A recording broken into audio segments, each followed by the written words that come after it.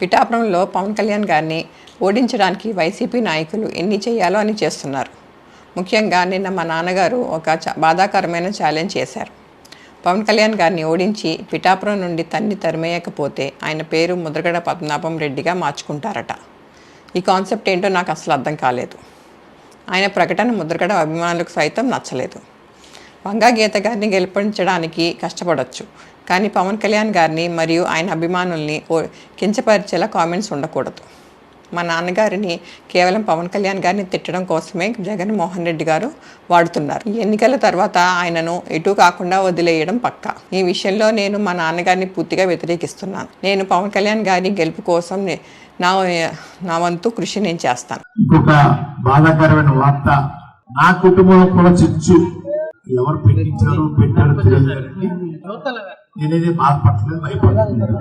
మా అమ్మాయి మామగారు 2008-9 నుంచి టీఆర్పీలో పార్టీలో ఉన్నారండి. చిరంజీవి గారికి విపరీతమైన సేవ చేశారు. ఆయన ఆ గుర్తు కోసం సుప్రీంకోర్టుకి వెళ్తాం, హైకోర్టుకి వెళ్తాం, ఎలక్షన్ కమిషన్ ఆఫీస్కి వెళ్తాం, ఇవన్నీ చేసిన మనిషి.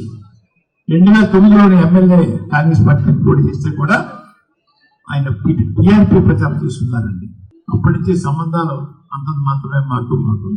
నిన్న రోజున జగన్మోహన్ రెడ్డి గారు నన్ను వాడుకొని వదిలేస్తారు, మేము పవన్ గారి పార్టీ జనసేన పార్టీ అని చెప్పేసి నా కూతురు చేత చిన్న వీడియో రిలీజ్ చేశాను. అయ్యా, నా కూతురు నా ప్రాపర్టీ కాదండి, పెళ్లి అవనంత వరకు నా ప్రాపర్టీ, పెళ్లి అయిన తర్వాత అంతవరకు ప్రాపర్టీ.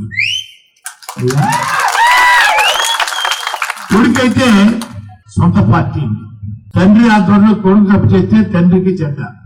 కానీ నా కూతురు చేత పెళ్ళైన అమ్మాయి వాళ్ళ ప్రాపర్టీ చేత నా మీద ఒక చిన్న బ్యాడ్గా చెప్పించారండి. ఎంత బ్యాడ్గా చెప్పినా జగన్ గారికి సేవకుడిగా ఉంటానో అందుకు తిరిగి లేదు.